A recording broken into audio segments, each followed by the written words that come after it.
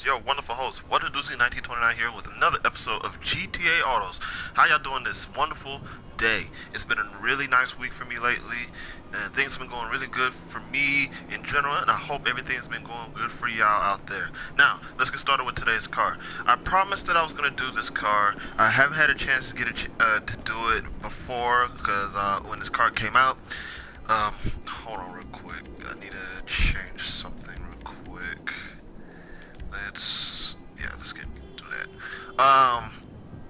This is the Honest Savestra, I think. The Savestra? Yeah, that's how you say it. And, this car came out about a few weeks ago. Now, this week we've just had the new car that just came out. That is the Grotti GT 500. Now, I know I was going to do these in order, but please bear with me, okay? I don't have a lot of money on this game, okay? So, I mean, you can see I got $20,000 on here. Now, I'm rich with properties and stuff like that, but when you don't have a lot of friends and people out there that can help you on here gain the money out there to, do the work, then things tends to get a little difficult. And this is why I kind of do some of the videos with some of the cars that basically I could afford. I can't afford some of these new supercars out here that cost over tens of millions of dollars, like this one, the Overflow. I didn't even have a chance to do this car. It's too much. I can't do certain cars like these two cars. I can't do them. They're too expensive. They're just, if I had a chance to get more money on here, or I had some friends that can help me do the stuff like my, the CEO work and stuff like that, and, gain a lot of money. I mean, it's just... This is a video for another time. I'll explain this later, but let's just get back to the car before I lose my track right now.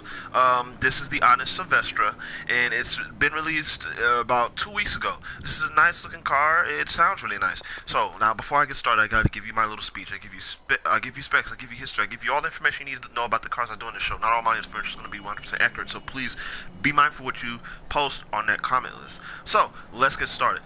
And before I get started, I'd like to shout out to my 2 little viewers that are now watching my videos. Glad to see somebody's watching. The Honest Savestra. It is based off a handful of cars on here, but it's mainly based off the Nissan or the Datsun Skyline C110. It's also based off the Mazda Savannah RX-3, the 1972 to 1974 Mitsubishi Galant GTO, and the 1970 to 1974 Toyota Corolla. But since this thing is mainly based off the Skyline, I'm just going to give you specs about the Skyline, okay? So, like I said in my previous video, I'm not into the imports like that. I'm mainly into the American car manufacturers. So, like I did in my previous video with the GT500, I'm going to be giving you the information that I've known basically on Wikipedia, okay? So please bear with me. Now, this car has been in production from 1972 to 1977 with over 670,000 units sold. It was assembled in Japan, designer by, I don't know, I'm not even going to pronounce it. They had a 4-door sedan, a 2-door coupe, a 5-door station wagon, and it was on the front engine rear-wheel drive platform. Nissan Laros Subaru Leon, that's basically what this car is related. And you had an engine option choice of a 1.6 liter overhead cam 4-cylinder, a 1.8 liter overhead cam 4-cylinder, a 2 liter overhead cam 4-cylinder, a 2 liter overhead cam i6.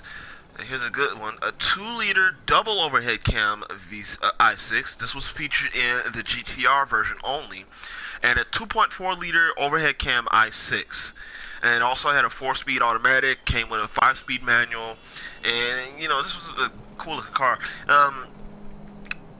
This generation was Datsun's K series, which is also included the 160K, 180K, Datsun 240K, and it was only, like I said, 4-door, 2-door, and a 5-door. Its appearance seemed to be influenced by the 1970-1975 Citroen SM. I can basically give you a general idea what the SM would look like. Look at the Lampadati Pagal. That's what the SM basically looks like. So, just take a look at it. I have one actually. So if you ever wonder what a Citroen SM looks like, just look at the Lampadati Pagal and you'll get the general idea. Um, it's also called the Sylvia in some other places. Um, Look, I don't know much about this car. Like I said, I'm just going by what I get see on Wikipedia. So enough with about this history and everything. That's the best I can give you right now. This car basically, it's a nice car. Now, I would like to say it's pretty expensive. 900, I think $918,000 if I'm correct. $990,000. I've been mistaken.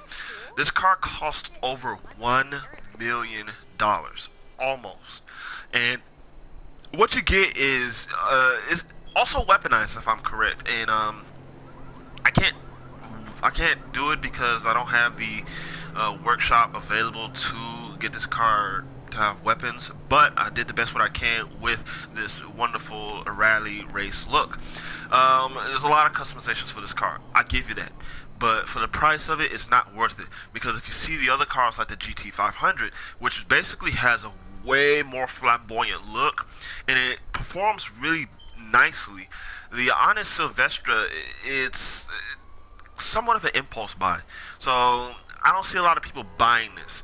But other than that, the customizations on this thing is really awesome, and it's turbocharged, obviously. So let's just basically take a little drive around Los Santos in this thing. So before I get started, you gotta hear this engine, because to me, I think that's the selling point for this car. The way how this engine sounds is really awesome. So it sounds really awesome, and this car handles pretty good. Now, for some reason, I didn't get this car fully customized. I didn't get this car fully upgraded, so I didn't fully upgrade the brakes. I didn't upgrade the engine at all, and I didn't even put a turbo in there. I know it's gonna sound like I put a turbo in here, but that's actually stock on this car. So even with all those engine mods on there, this car performs really nicely. It sounds really nice. The way how its acceleration is really, really just really nice for a stock car. Now, I will say like this: it's not very fast. Whoa! No way. Hashtag Rockstar Logic. Please fix the NPCs. It drives nicely, it sounds nice, but like I said, it's not very fast, but it handles really nicely. It makes up for the handling. I know I'm not used to driving in first person, so I'm just going to drive like this. It just makes up with the handling. It's really nice, it's really good at cornering. It just sounds nice. I mean, I know I'm just basically repeating myself. I sound like a broken record right now. But it's an overall good car. I wouldn't say it's something you want to just go out and buy, but it is a nice car for what you're paying for, basically. Not so nice, but the price needs to be tweaked. They shouldn't made this car almost $1 million. It's not worth it.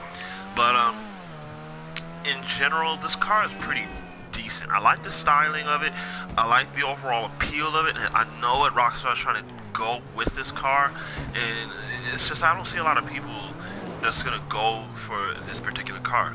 Now, if you've seen my previous old videos before, I've did a video talking about how people on this game, they don't appreciate some of the other cars on here. They only appreciate only two particular types of cars: sports and super. Don't get me wrong, these two cars are awesome, but I don't want to see a lot of supercars were nice. They're nice, but whatever happened to the general appeal of a compact car, the appeal of a sports classic or a muscle car or an SUV? I freaking was driving around in a Dubster, a fully customized Dubster, and nobody just seemed to recognize me. The only reason they knew it was a car that was customized is how I had it slammed to the ground. That's how unrecognizable some of these other cars are.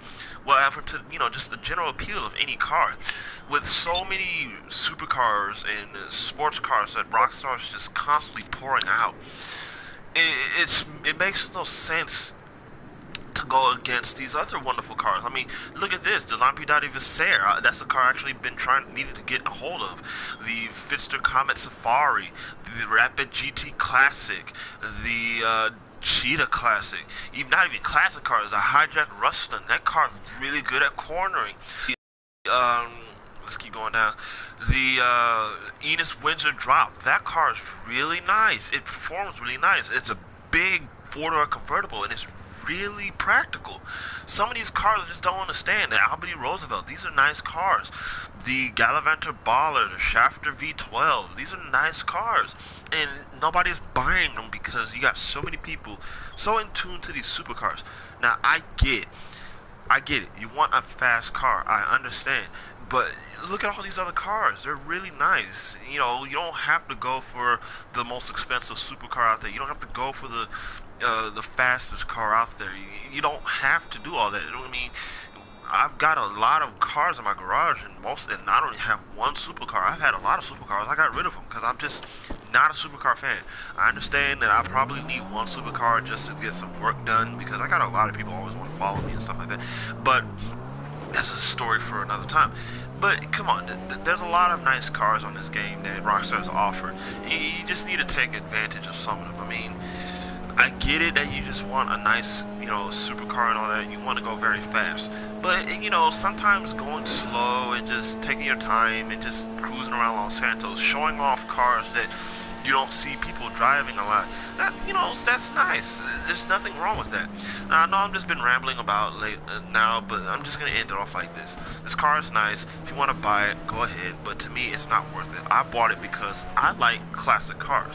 But if you're somebody who would just want a car just for kicks and giggles, you expect this car to be fast or something like that, it's not. This car is supposed to be, based off a rally car, kind of, if you look at it. And, most rally cars, if you think of rally car, you would think of a car with all-wheel drive. This car does not have all-wheel drive. It's rear-wheel drive. So, I wouldn't recommend taking this car on the dirt somehow. So, just give this car a chance. Like I said, if you have anybody who have a car like this, test drive them. Because what I used to do on the other Grand Theft Auto, on the other previous gen, like Xbox 360, if a new car came out, what they did was they put it on the story mode and you can test drive these cars, see if you like it or not.